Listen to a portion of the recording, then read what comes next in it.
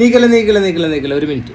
കേരളത്തിലെ ടൂറിസ്റ്റ് ബസ്സുകൾക്ക് ഒരു യമണ്ടൻ ഓഫറായിട്ട് വന്നിട്ടുണ്ട് നമ്മുടെ ഗതാഗത വകുപ്പ് മന്ത്രി KB ഗണേഷ് കുമാർ സാർ. കേട്ടാലോ?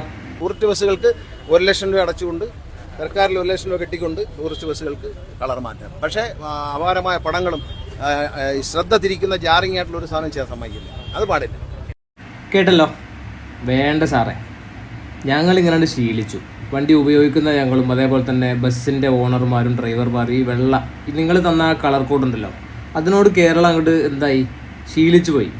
ഇനി നിങ്ങൾക്ക് അങ്ങോട്ട് 1 ലക്ഷം തന്ന് ഞങ്ങൾക്ക് ഇഷ്ടപ്പെട്ട് പെയിൻ്റ് അടിക്കാൻ മാത്രം ഭ്രാന്തന്മാർ കേരളത്തിൽ ഉണ്ടോ എന്നുള്ളത് എനിക്കറിയില്ല. ഇപ്പം എന്താ, ഡ്രൈവർമാരൊന്നൊന്ന് വനുനയിപ്പിച്ച് 10 വോട്ട് പോക്കറ്റിലാക്കണം. അതിനുള്ള തന്ത്രപ്പാടാണല്ലോ ഇത്. അതിന് 1 ലക്ഷം അങ്ങോട്ട് തരണം. സാധാരണ തെരഞ്ഞെടുപ്പ് വന്നു കഴിഞ്ഞാൽ വോട്ടർമാർക്ക് ഇങ്ങോട്ട് പൈസ കൊടുക്കലാണ് പതിവ്. കാരണം വോട്ട് എന്ന് പറഞ്ഞാൽ വിലമതിക്കാനാവാത്ത സംഭവമാണല്ലോ. ഇത് നേരെ തിരിച്ചാണല്ലോ. ഇതിപ്പോൾ എന്ത് പറ്റിയെന്ന് ഐഡിയ കിട്ടില്ലല്ലോ.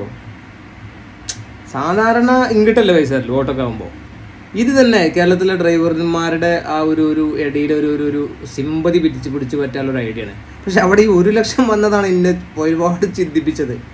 1 ലക്ഷം രൂപ അങ്ങോട്ട് തന്നിട്ട് ഞങ്ങൾ വാങ്ങിയ വണ്ടിക്ക് അല്ലെങ്കിൽ മുതലാളിമാർ വാങ്ങിയ വണ്ടിക്ക് നിങ്ങൾ പറയും പോലെ വലിയ ഫോട്ടോയും കാര്യങ്ങളൊന്നും കൊടുക്കാതെ ശ്രദ്ധ തിരിപ്പിക്കാത്ത പെയിൻ്റ് അടിക്കാൻ പോയി പാണി എന്താ വെച്ച് നോക്കണം മിസ്റ്റർ. ബഹുമാനപ്പെട്ട മന്ത്രിയോട് പറയണേ, കട്ടപ്പാരെടുത്തിട്ട് കക്കാൻ ഇറങ്ങിയതിനെക്കാട്ടി മാന്യത ഉണ്ടാവും.